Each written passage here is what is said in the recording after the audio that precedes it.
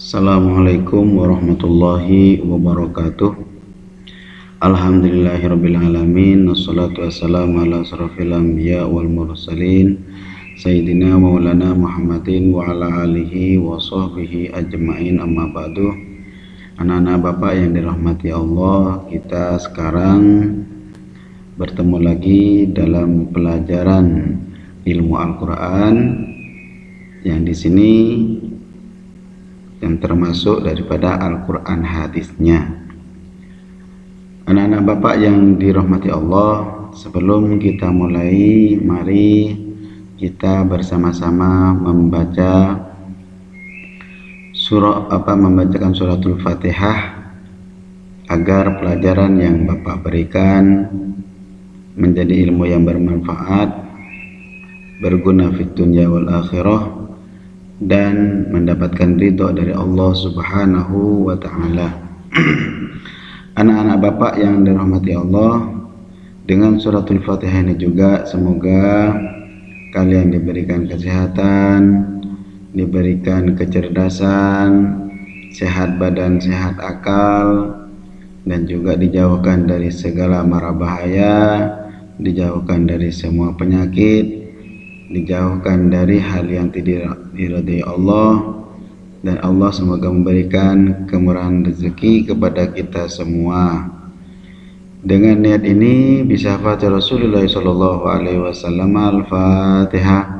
A'udzubillahi minasyaitonir rajim. Bismillahirrahmanirrahim. Alhamdulillahirabbil alamin, arrahmanir rahim, maliki yaumiddin. Iyyaka na'budu wa iyyaka nasta'in. Ihdinas siratal mustaqim. Siratal ladzina an'amta 'alaihim ghairil maghdubi 'alaihim waladdallin. Amin.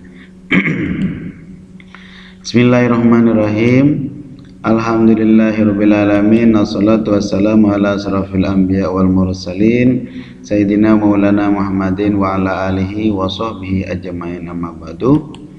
Sekarang kita pelajarannya Al-Quran hadis di bab kedua dari Al-Quran hadisnya di buku As-Salam. Nah ya, di Al-Quran hadis. Nah ini sekarang kita mempelajari surah Al-Ma'un. Nah ya, sebelumnya Bapak bacakan terlebih dahulu. A'udzu billahi minasy syaithanir rajim. Bismillahirrahmanirrahim. Ara'aital ladzi yukadzibu bid-din, fadzalikal ladzi yad'ul yatim wa la yahuddu ala ta'amil miskin, fawailul lil musallin alladzina hum an salatihim sahun alladzina hum yura'un wa yamna'unal ma'un. Al-ayah. Shadaqallahul azim wa shadaqa Rasulullahil karim. Di sini di surat Al-Ma'un ini Bapak bacakan artinya terlebih dahulu ya. Di arti yang pertama, di situ kalau dalam arti, ini yang pertama, tahukah kamu, maksudnya orang yang mendustakan agama. Nah kemudian yang berikutnya, yang ayat keduanya, itulah orang-orang yang hardi anak yatim. Yang ayat ketiga artinya, dan tidak menganjurkan memberikan orang miskin makan, ya, dan tidak memberikan makan orang miskin. Itu. Nomor 4, maka kecelakaanlah bagi orang-orang yang sholat. Nomor 5, ayat kelima, yaitu orang-orang yang lalai dalam sholatnya. Kemudian 6, orang-orang yang berbuat riya. Apa riya? Nah itu dibahas nanti. Nomor 7, dan enggan menolong dengan barang yang berguna. Itu ada penjelasannya nanti ya. Nah, dijelaskannya di sini. Apa sih riya itu? Riya kita kan tidak tahu nak ya pertamanya. Orang itu riya. Apa itu riya ya? Nah ini, yaitu melakukan sesuatu amal perbuatan tidak untuk mencari keridhaan Allah, akan tetapi untuk mencari pujian atau kemasyhuran di masyarakat. Nah itu orang yang riya. Maksudnya kalau orang Banjar bilang bujungan. Nah itu riya. Itu namanya riya. Pengen dipuji orang saja tapi tidak mendapatkan ridhonya Allah. Kemudian juga yang dimaksud barang berguna apa? Sebagian penafsir mengartikan enggan membayar zakat. Nah, sebagian para penafsir Al-Quran mengartikan dengan enggan membayar zakat. Ya, itu. Ya, yang lain bisa juga.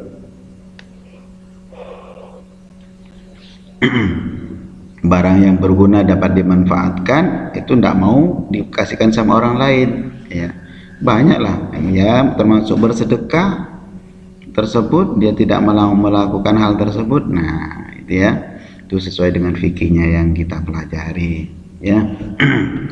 yang berikutnya yaitu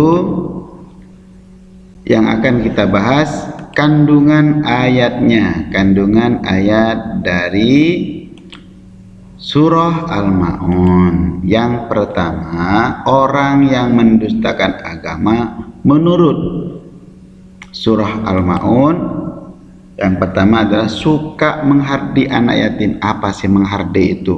Membentak-bentak, menyuruh-nyuruh, melakukan sesuatu yang tidak manusiawi kepada anak yatim tersebut. Nah, dia contoh, ada anak yatim mentang-mentang tidak ada orang tuanya, kemudian siapa ini?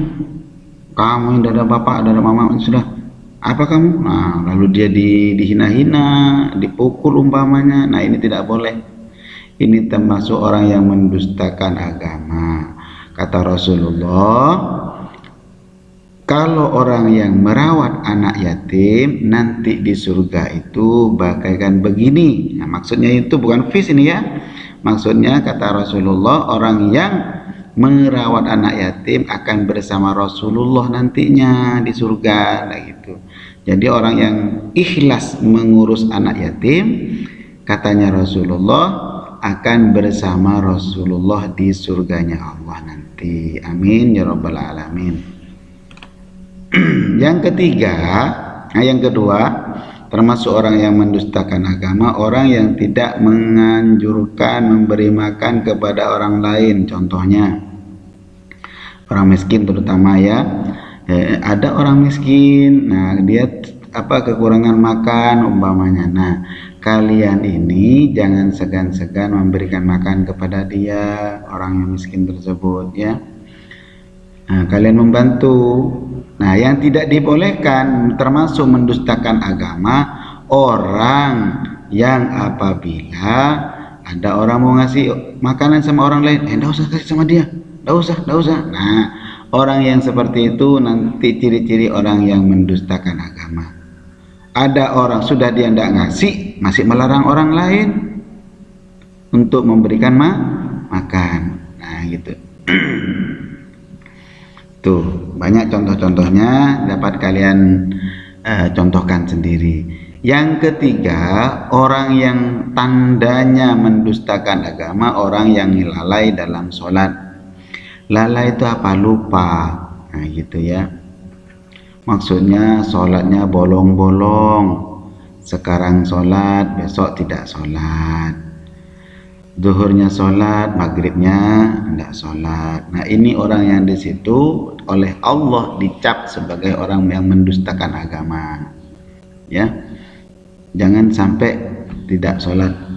Usahakan seperti apapun keadaan apapun, kalau masih ada nafas kita harus sholat ya.